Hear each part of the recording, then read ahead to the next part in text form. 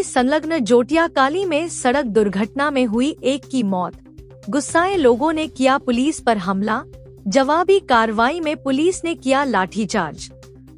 नमस्कार दर्शकों, सिलीगुड़ी शहर से सटे फुलबाड़ी इलाके के जोटिया काली गांव में आज सुबह एक भीषण सड़क हादसा हुआ। इस हादसे में एक महिला की मौत हो गई। दुर्घटना की सूचना मिलते ही न्यू जलपाईगुड़ी थाने की पुलिस मौके पर पहुंची।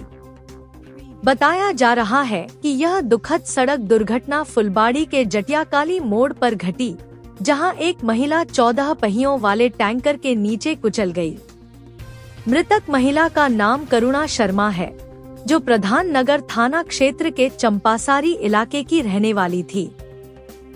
स्थानीय सूत्रों के अनुसार करुणा शर्मा फुलबाड़ी के जोटिया काली इलाके में स्थित एक निजी नर्सिंग होम में मरीज से मिलने जा रही थी। उसी दौरान यह दर्दनाक हादसा हुआ। हादसे के बाद इलाके में दहशत फैल गई। घटना से आक्रोशित स्थानीय लोगों ने विरोध प्रदर्शन शुरू कर दिया और सिलीगुड़ी जलपाईगुड़ी राष्ट्रीय राजमार्ग को अवरुद्ध कर दिया, जिससे सड़क संपर्क पूरी तरह बाधित हो गया। जब पुलिस ने अवरोध हटाने की कोशिश की, तो गुस्साए लोगों ने पुलिस के साथ बहस और हाथापाई शुरू कर दी। पुलिस पर हमले का आरोप भी लगा, जिसके बाद हालात काबू में करने के लिए पुलिस को मजबूरन लाठीचार्ज करना पड़ा। पुलिस ने मृतका के शव को बरामद कर उत्तर बंगाल मेडिकल कॉलेज एवं अस्पताल भेज दिया है। साथ ही महिला की स्कूटी भी बरामद कर ली गई है।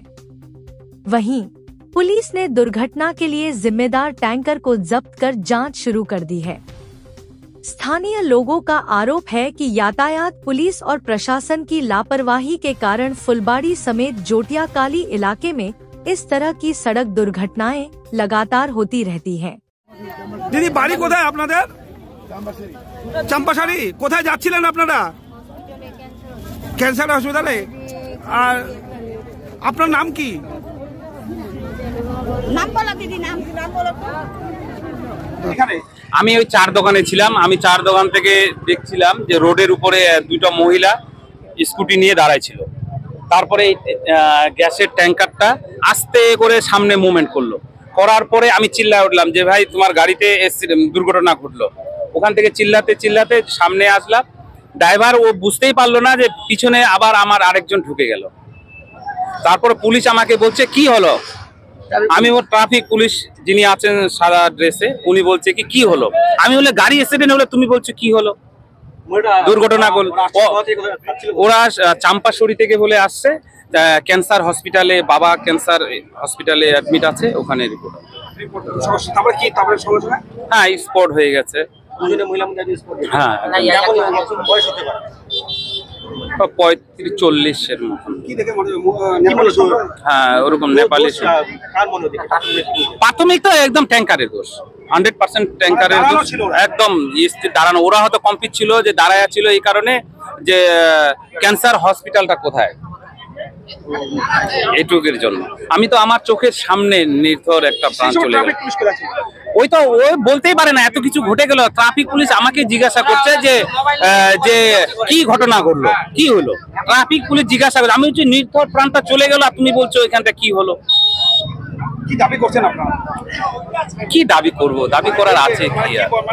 এটা রাস্তাটা তাড়াতাড়ি 4 লাইন হয়ে গেলে এই সব মানে দেখতে হবে না আমাদের।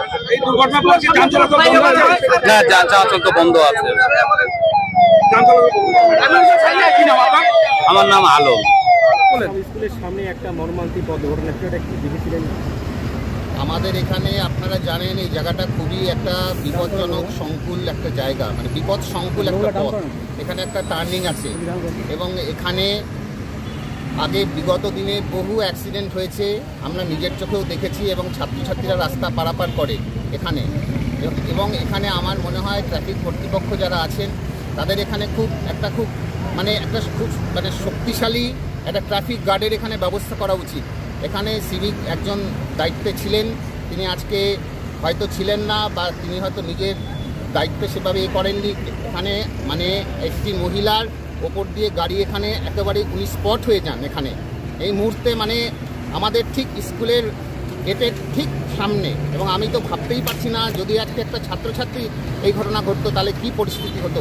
এমনি এখানে আপনারা দেখেছেন কি পরিস্থিতি, জনগণ এখানে ক্ষিপ্ত হয়ে উঠেছে, তারা এখানে নানা রকম ভাঙচুরের মতো অবস্থা তৈরি হয়েছিল, তা সেটা সামাল দেওয়া গেছে। কিন্তু এখানে ছাত্রছাত্রী, এখানে আমাদের এখানে 2000 ছাত্রছাত্রী রোজ দিন তারা এখানে পারাপার করছে রাস্তা, এবং এখানে কি পরিস্থিতি হতে পারে আমি বলবো যে এখানে আরও সক্রিয় গার্ডের ব্যবস্থা করা উচিত। এটাই আমি ঊর্ধ্বতন কর্তৃপক্ষকে আমি অনুরোধ করব।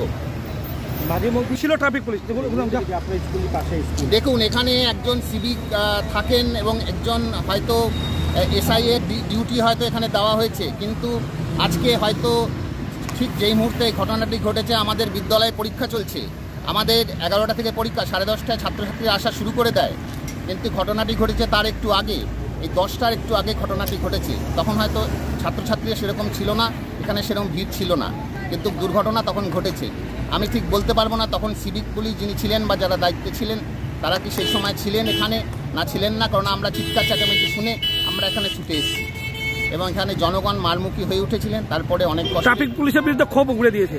হ্যাঁ, এবং একজন পুলিশ, আমাদের একজন পুলিশ বন্ধু, তিনি দৌড়ে আমাদের স্কুলে ঢুকে আত্মরক্ষা করেছেন। মানে ট্রাফিক পুলিশ? হ্যাঁ, তিনি দৌড়ে স্কুলের মধ্যে ঢুকেছিলেন, তাকে জনগণ ক্ষিপ্ত হয়েছিল। স্বাভাবিকভাবে এই ঘটনা ঘটলে সেটা একটা সাময়িক মুহূর্তের একটা আবেগ বেরিয়ে আসে, আপনারা জানেন। সুতরাং আমি এইটাই বলবো, করজোরে বলছি, প্রার্থনা করছি ঊর্ধ্বতন কর্তৃপক্ষের কাছে।